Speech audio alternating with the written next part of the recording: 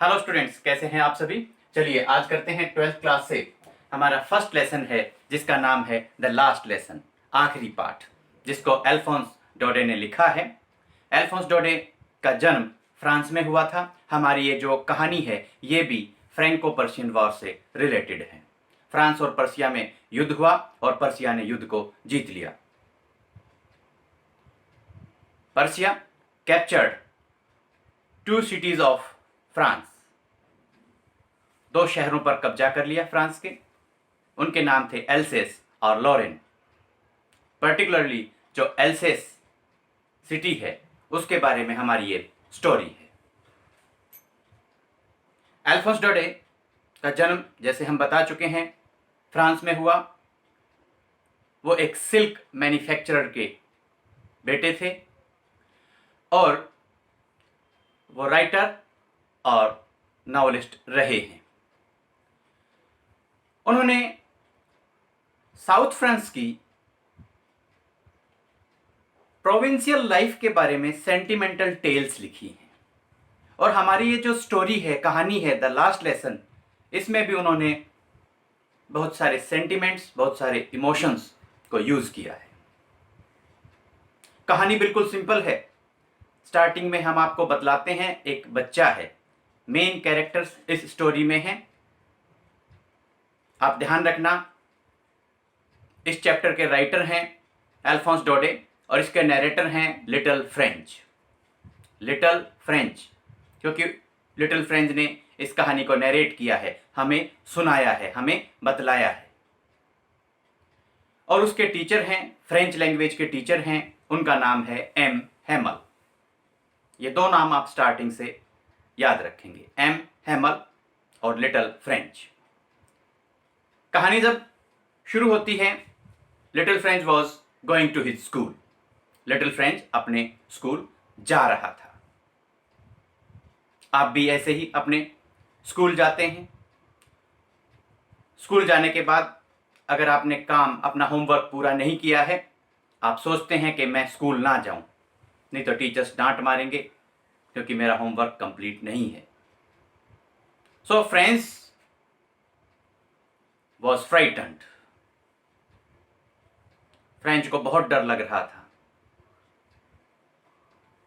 He was thinking that his teacher would scold him. उसे डर था उसके टीचर उसे डांट मारेंगे।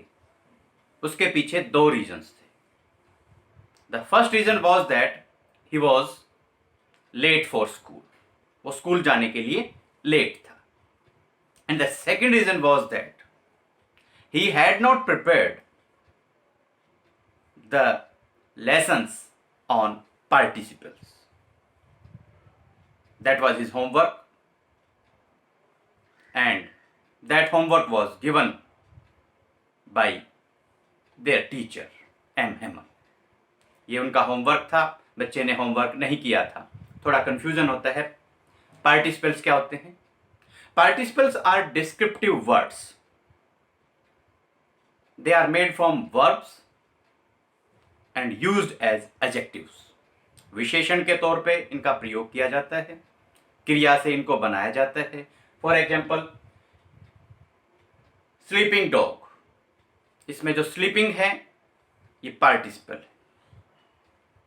चलिए बहुत ज़्यादा डीप में अभी नहीं जा सकते, सेपरेट जब हम टॉपिक पार्टिसिपल्स करेंगे तब आपको बतलाएंगे।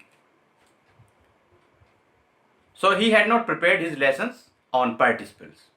ये उसका सेकेंड रीजन था कि वो डर रहा था। When he was going to school,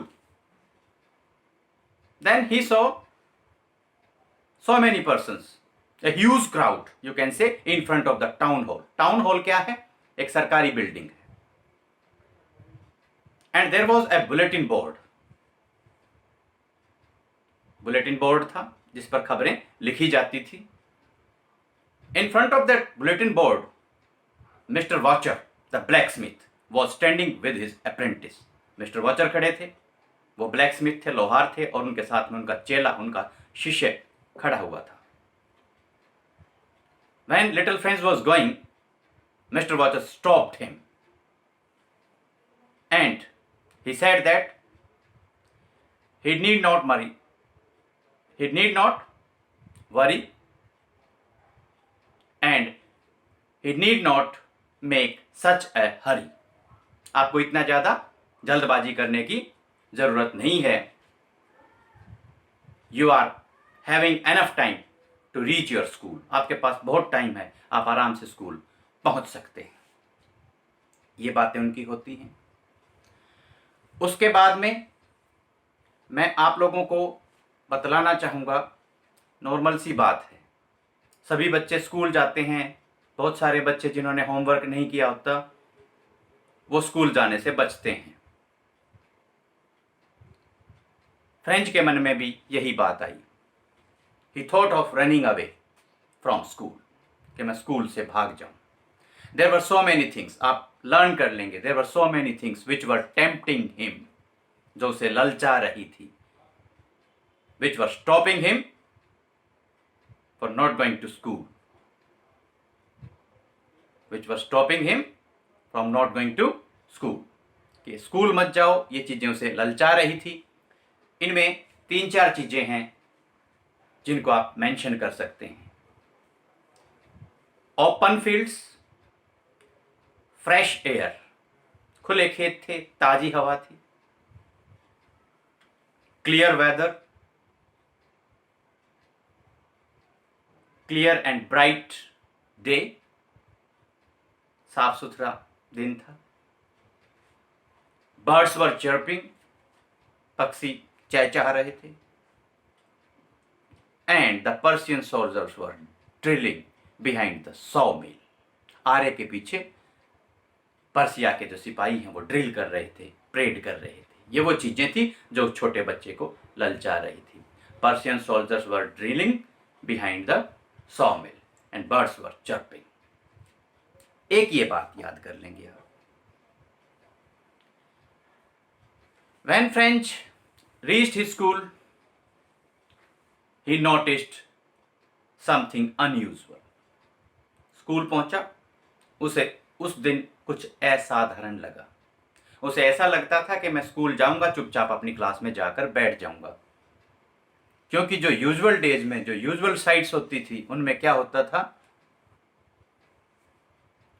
the atmosphere of the school used to be very noisy.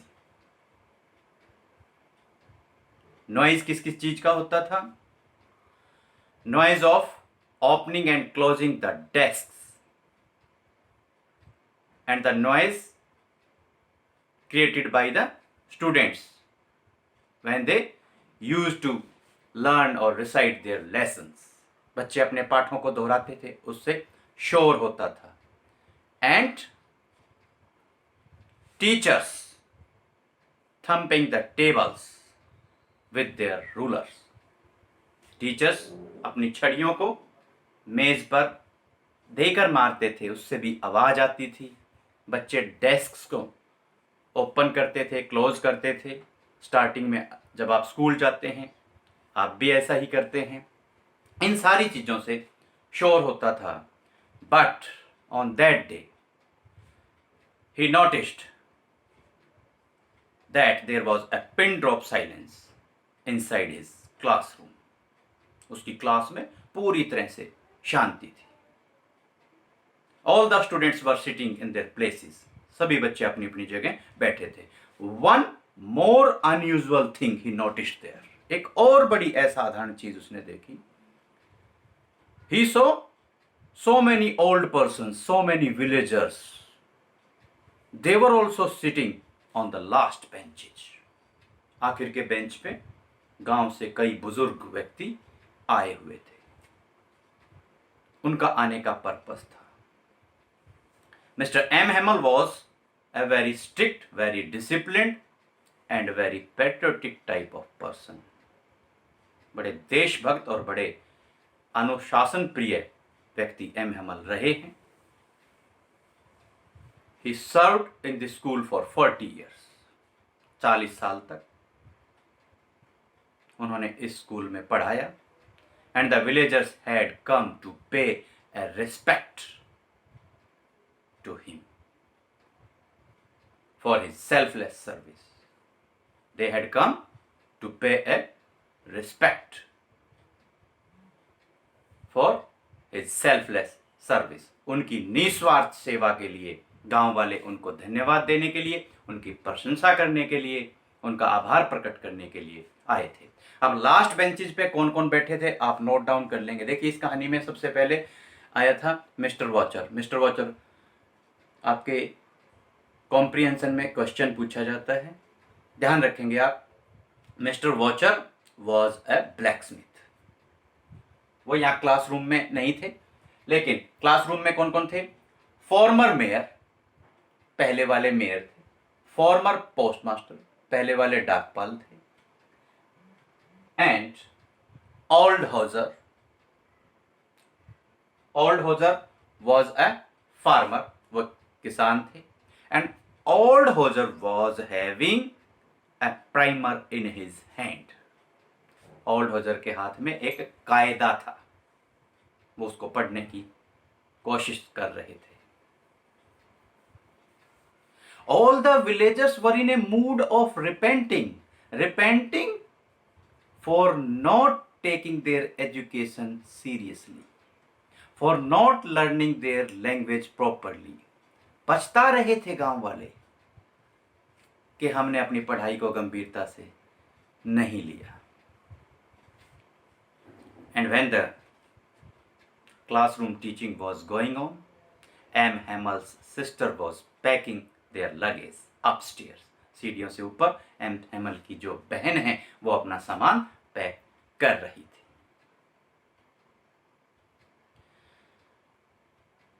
When little French entered the class, M. Hamel was walking up and down the class with his iron ruler in his hand. अपनी छड़ी को लेकर इधर से उधर M हैमल class में घूम रहे थे। He did not scold him. He spoke very calmly, very softly. French को बड़े प्यार से कहा, टेक योर सीट, अपनी सीट आप ले लीजिए। Then he started speaking. M. Hamel said that it was their last lesson of French language. ये उनका फ्रांसीसी भाषा का आखिरी पाठ था। Orders have come from Berlin that in the schools of Alsace and Lorraine, French will not be taught anymore. अब और एल्सेस और लॉरेन के स्कूलों में, विद्यालयों में फ्रांसीसी भाषा, फ्रेंच लैंग्वेज नहीं पढ़ाई जाएगी। They will get their lessons in German language, and the new teacher would come the next day. उनका जो जर्मन भाषा का अध्यापक है वो अगले दिन आने वाला था। They did so many things, so many activities in the class. First they completed the section of grammar, व्याकरण का उन्होंने अध्ययन किया। Then they do some work related to writings, लिखने के बारे में उन्होंने अभ्यास किया। Then M. Hamel distributed them new notebooks to write down, लिखने के लिए। और उनके ऊपर जो नोटबुक्स थी उनके ऊपर बड़ा ब्यूटीफुली लिखा हुआ था France else's, France else's. M. Hamel described the importance of the French language. He said that the French language was the most popular, most clearest language in the world. French language was the most logical language of the world.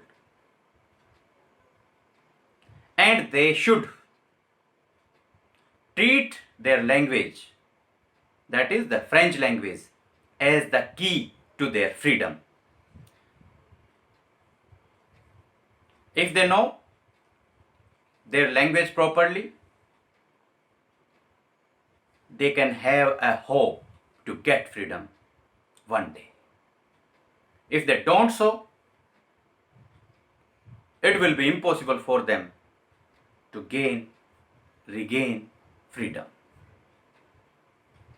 अगर भाषा को भूल गए, समझो आजादी की चाबी भी आपकी खो जाएगी.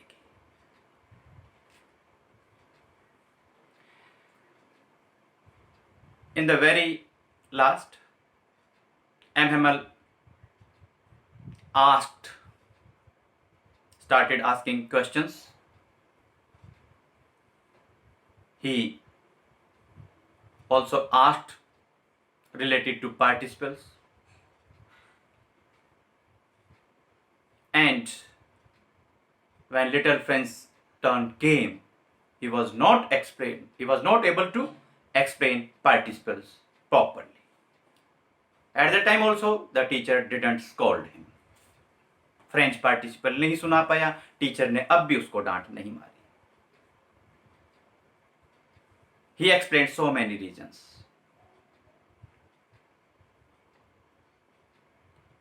He blamed himself also. He said that sometimes he would ask his students to water the plants at his house. Sometimes he would send them for doing other tasks. कई बार मैं और कोई काम करने के लिए बच्चों को घर पे भेज देता था. कई बार मैं पौधों को पानी देने के लिए बच्चों को घर भेज देता था. Sometimes he would declare holiday as he was fond of fishing. तो वो छुट्टी डिक्लेयर कर देता था. I didn't take my profession of teaching French language very seriously. कहते हैं मैंने भी अपनी प्रोफेशन को, अपने व्यवसाय को ज़्यादा गंभीरता से नहीं लिया. At the same time, the students were also responsible for not learning their language. At the same time, he blamed the parents also. He blamed the parents of French also. They were willing to send him to do some work to earn money for them. वो चाहते थे उनका बच्चा जाए किसी मिल में, किसी कारखाने में काम करे, उनके लिए पैसे कमाए. और उन्होंने एजुकेशन के महत्व को नहीं समझा और आज ये हाल है कि हम ये काम ढंग से नहीं कर पा रहे हैं. फ्रेंच लैंग्वेज को हम अच्छे से नहीं जानते हैं. And as soon as M. Hamel declared that it was his last lesson in French language, French's mood was completely changed. He became very sad. French बड़ा उदास हो जाता है. And he noticed that, he felt that now he had started liking his teacher in spite of his harsh behavior, harsh treatment. उनके सख्त रवैये की वजह से भी अब फ्रेंच उनको बहुत ज़्यादा पसंद कर रहा था. He was learning each and everything which his teacher was telling them, which their teacher was trying to teach them. He was learning everything that day. उसे हर वो चीज समझ में आ रही थी. Now he had starting understanding the importance of French language. फ्रांसीसी भाषा का अध्ययन क्या है, इसका महत्व क्या है, ये बात उसे बहुत अच्छे से अब समझ में आ गई थी. सारी बातें टीचर ने बताई. यहाँ पर थोड़ा सा और आप मेंशन कर लेंगे. कई बार क्वेश्चन आता है कि जब फ्रेंच क्लासरूम में गया, उसने देखा M Hamel was wearing his formal new dress. Formal dress थी. फॉर्मल ड्रेस की थोड़ा सा डिस्क्रिप्शन हम ले लेते हैं. क्या था? He used to wear this dress only on inspection day और प्राइज डे. इंस्पेक्शन और प्राइज डे के दिन ही एम हेमल ये ड्रेस पहनते थे. थोड़ा सा आप ध्यान करना. Green coat, white shirt, black silk cap. Green coat, white shirt, black silk cap. और उनकी जो शर्ट थी वो फ्रिल्ड थी, झालरदार थी. All were embroidered. जैसे कढ़ाई कर देते हैं, सारी की सारी ये चीजें उन पे एम्ब्रॉयडरी की हुई थी. ये भी आप ध्यान रखेंगे. इस स्टोरी के अंदर सिंपल सी बात है, जैसे आप फील करते हैं आपके टीचर्स की ट्रांसफर होती है, आपके टीचर्स की रिटायरमेंट होती है, विदाई होती है, उस टाइम पे आप कितने सेंटिमेंटल, कितने भावुक हो जाते हैं, इस बात को आप फील कीजिए। सिंपल सी स्टोरी है, बच्चा स्कूल जा रहा था, स्कूल गया, वहां पे उसने पढ़ा, उनके टीचर ने डिक्लेयर किया। सपोज आप भी इमेजिन करके देख सकते हैं, आपके टीचर ये कहें कि आज मेरा ये लास्ट लेसन है, now I have been transferred, अब मेरा ट्रांसफर हो गया है, और you can say now I am getting retirement from my department, अब मेरा यहाँ से डिपार्टमेंट से, विभाग से विदाई का समय आ गया है। आप देखिए आप कितना सेंटिमेंटल, आप कितना इमोशनल फील करते हैं। आप भी रियलाइज करेंगे अपनी मिस्टेक को कि हमने ध्यान से पढ़ाई नहीं की, और की है तो आपको बहुत अच्छा लगेगा। यही बातें, यही हालात। तो सिंपल स्टोरी है, लेकिन आज आपको इसमें ध्यान देने की क्या जरूरत है? 4 थिंग्स, 4 मेन पॉइंट्स मैं एम्फेसाइज करता हूं, आप ध्यान देंगे। एक तो ये है कि what were the unusual things, unusual sites which were noticed by French that day। Unusual sites कौन सी थी जिनको फ्रेंच ने उस दिन नोट किया? दूसरा, वो टेम्पटिंग थिंग्स कौन सी थी जिनकी वजह से वो स्कूल से भाग जाना चाहता था? थर्ड है कि बैक बेंचेस पे कौन कौन बैठे हुए थे? और फोर्थ है descriptions of M Hamel's formal dress, M Hamel की फॉर्मल ड्रेस का वर्णन। तो ये सारी बातें हो जाती हैं। मिस्टर एम हेमल ने फ्रेंच लैंग्वेज की इंपॉर्टेंस को बता दिया। Just then the church clock struck 12, church clock में 12 बजते हैं, and the sounds of trumpets of the Persian soldiers drilling was also heard. Persian जो सिपाही हैं वो ड्रिल कर रहे थे, उनके ट्रम्पेट्स, उनके बाजे की जो आवाज है वो सुनाई दे रही थी। Mr. M. Hamel declared that now the class was over, अब क्लास खत्म हो चुकी थी, and he started to speak something, but something choked his throat। उन्होंने कुछ बोलना चाहा, लेकिन किसी चीज की वजह से उनका गला रुध गया। उन्होंने ब्लैक बोर्ड पर लिखा,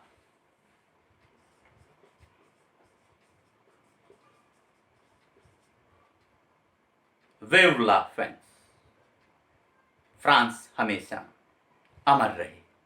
स्टूडेंट्स, उम्मीद करते हैं स्टोरी बहुत अच्छे से आपको समझ में आई होगी। जितना सिंपलेस्ट मेथड अडॉप्ट कर सकते थे उतना हमने किया।